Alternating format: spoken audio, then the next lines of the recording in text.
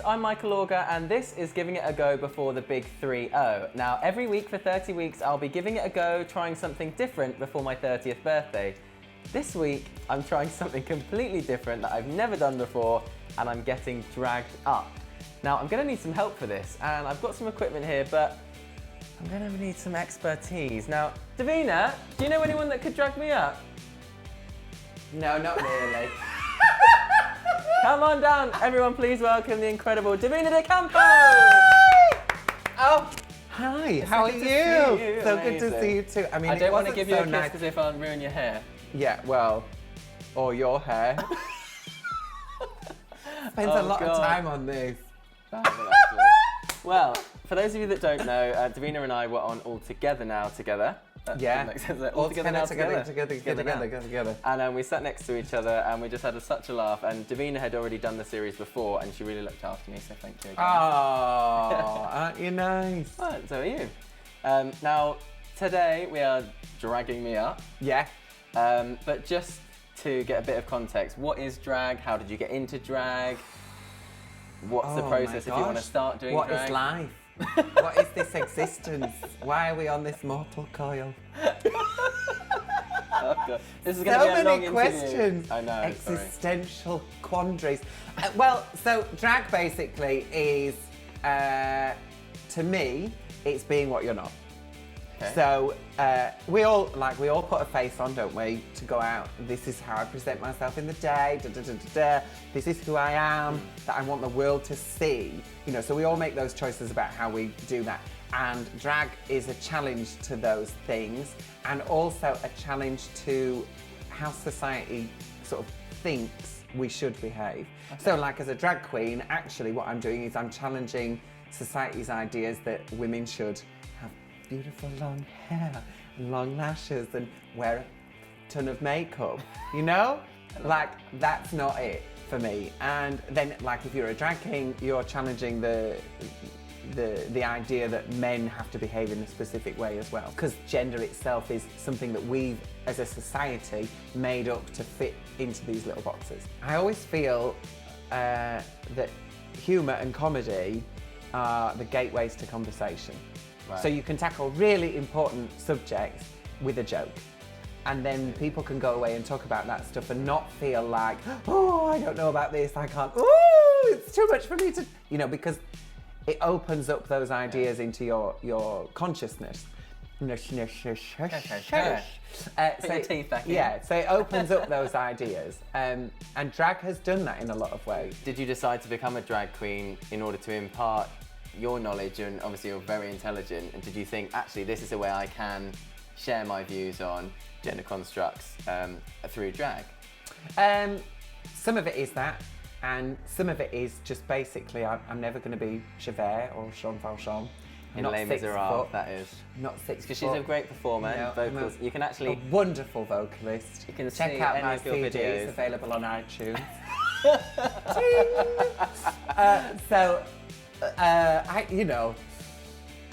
You have to kind of, as a performer, you have to be also very realistic about what it is that you're offering, because you are a product. Your body, your face, your voice, all of that stuff is a product. And so I sound the way that I do, I look the way that I do as a out of drag, and that does not fit within the kind of general stereotype of what a leading man or, you know, or that kind of character is going to be. Did you not think you could play the funny friend role, or do you see what I mean? I could, but maybe I'm just not that good a character actor, so... Do you remember the first time you got into drag? Oh my gosh, it was awful. Really? It was so bad. Yeah, terrible. Just like pure car crash. Actually, no, that's a lie. Like the first time I would have said that I did drag, I went to a costume party as Christina Aguilera from the Moulin Rouge video. I really hope we've got a picture of that. No, I don't. But my best friend didn't recognise me. He was like, who's this weird girl in front of me? When I came into the bar, and I was like, you're not going to talk to me then? Oh my goodness, I love that. But then I went to uni and I did contemporary arts. So lots of weird stuff, like people rolling around in jam and butter and naked and, you know, all of those kind of weird things that you do at contemporary art. school. I was missing out at accounting and finance. I mean, clearly. So then, like, my drag became very, very weird. Like, very weird. But not in a good way, in a really bad way. Okay. I just looked horrible, which maybe I still look horrible now, but not half as horrible as I did then.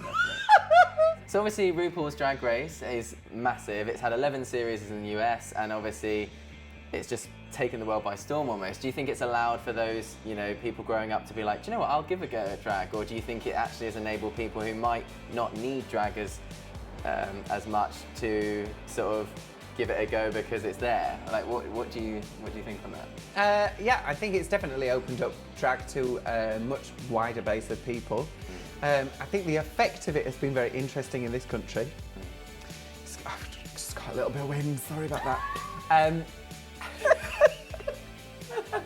Because here, it's always been very much about what you do rather than about what you look like. You know, that has always been secondary to what do you do as a performer, what is your act. Whereas I think because it is so the other way round, particularly on Drag Race, I think that's kind of flipped things a little bit, and people are much more about what do they look like. People are much more about what they look like rather than just, you know, what do they do. I'm still very much about what you do. You know, I'd rather see somebody who looks like a pig in a wig in a bin bag, who can do something and make me laugh or make me cry or inform me or, you know, challenge me, than somebody who looks gloriously beautiful but can't do anything. I'm just not interested in that. But you look gloriously beautiful. Do you feel like you're getting a good balance then? What a charmer, eh? What a charmer! Woo-hoo-hoo. I don't know. I mean, I try not to talk about what I do too much and what I think about it, because I think a lot of people, when they talk about, oh, I'm great at this, I'm great at that, they just set themselves up for a fall. So I like to let the audience decide whether they think what I do is good or not. Yeah, I just don't like competitions. I don't find them that helpful for me. I'm very much of the opinion that competitions are for horses, and although my face is quite long, I probably shouldn't be in this race. I'll give you the rosette, don't worry. Pin it on my boob. You won't feel a thing. Now, we're sat here in front of a lot of makeup. Is this a lot of makeup? I don't really know. No, I mean, is this the I wouldn't film it if I was you. This is very cheap makeup. Perfect. Well, I didn't want to bring my good stuff for you. Yeah.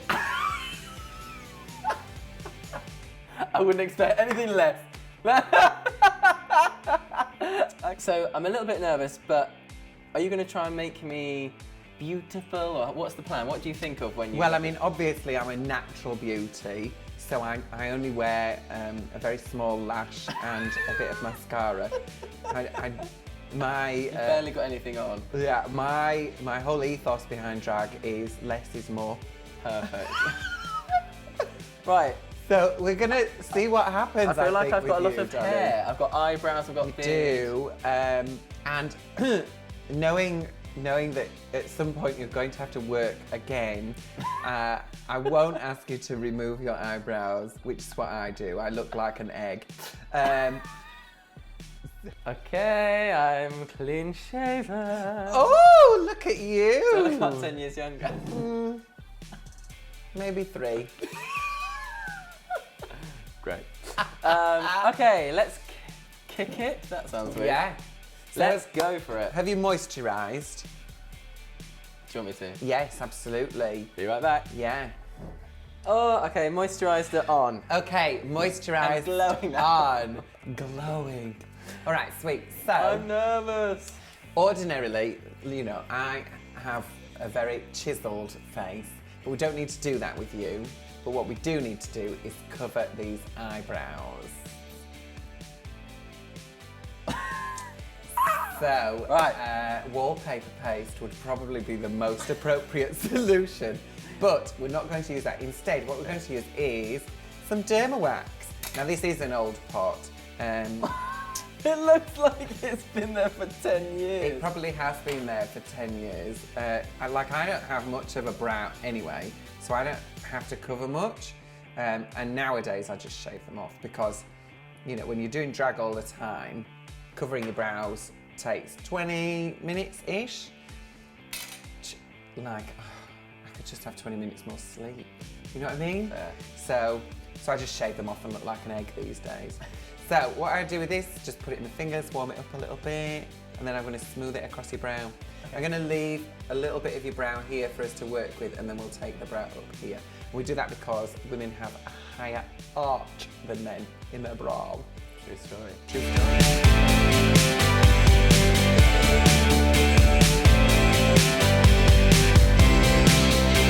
So your base is kind of done. Very natural.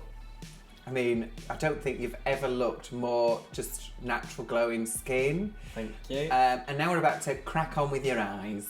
Okay, before we do that, I've just been looking at your beautiful necklace. Oh, It says Divina. How did you come up with the name Divina De Campo? Well, so I started out with a different name, Okay. Madame Farcina, and she talk like this all the time. She's very Italian because she's singing the Italian aria. But nobody could say that, you know, like 2 o'clock in the morning, nobody can actually pronounce Farcina, never mind hear it over the club music. So I very quickly realised that that wasn't going to work and changed it. So I wanted to keep the Italian influence because I like singing the arias and, you know, classical music and stuff like that. And so Divina means divine, and also it's kind of a drawing from drag history as well, with Divine herself. Right. Who, if you don't know who Divine was, she's a massive fat drag queen who's enormously famous, and just enormous. She was in loads of films and did You Think You're a Man but You're Only a Boy, and she's just a very aggressive performer. So there's a kind of nod to her in there as well, and then De Campo because people always called me Camp. Okay, I You know, like it. and it's a bit of alliteration. I like it. We're going to have to think of one for me. Hang on. Get my thinking hat on. Desperate De Campo. What? Let's work on that. Right, what's next? Clown White. We're going to make you look really natural. Let's do it. Look at that face. Oh my God.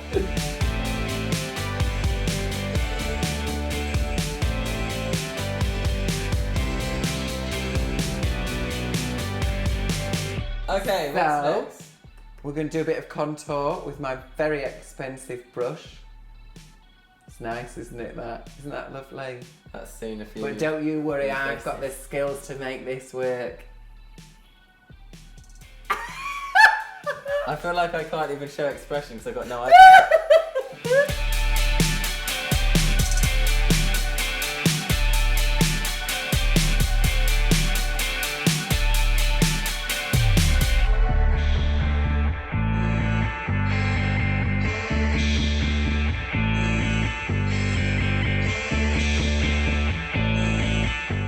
Right, okay.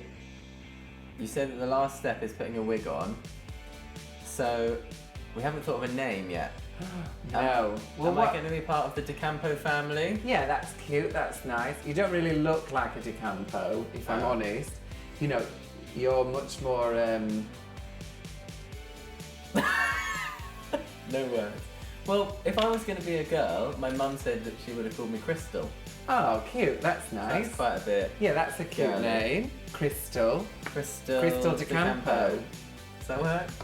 Crystal. Crystal. Oh, that sounds Crystal. expensive. I was thinking more something like crystal. I was thinking words like crystal maze, like Oh! that game. A little bit adventurous, always looking for balls. Yeah. Oh my goodness. Oh my goodness. Wow. Hello everybody, ladies, gentlemen and non-gender conformists, presenting Crystal Maze!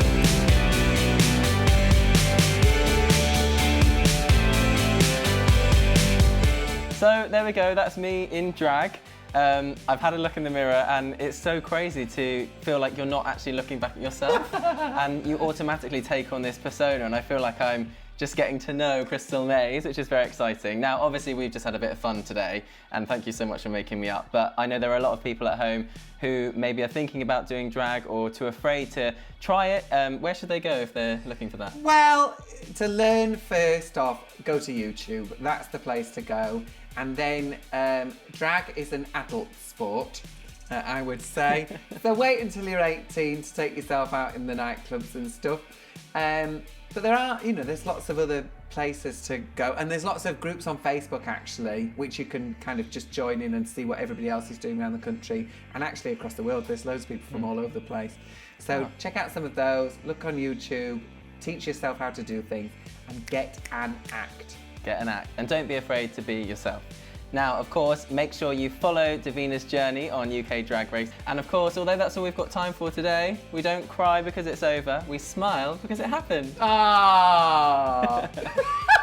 But I do have one little challenge for you, actually. Okay. It involves a tape measure. You're not doing my waist. What, 16 inches? Right, okay, you have 30 seconds to blow up this balloon as big as you can, and then I'll measure it. I would normally give you safety goggles, but I don't think they'd fit over your head. No. Right, so we're gonna have to be brave. 3, 2, 1, go!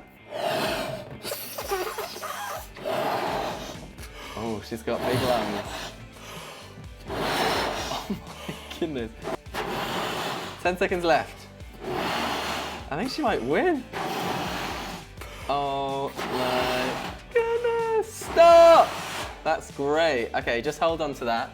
Oh, I think I'm having a stroke. Careful! 148 centimeters! Oh. Okay, look, this is a great time to just say, please subscribe to my channel. If you like this video, please share it on all of your social medias, and I'll see you next time when I'll be giving it a go before the big 3-0.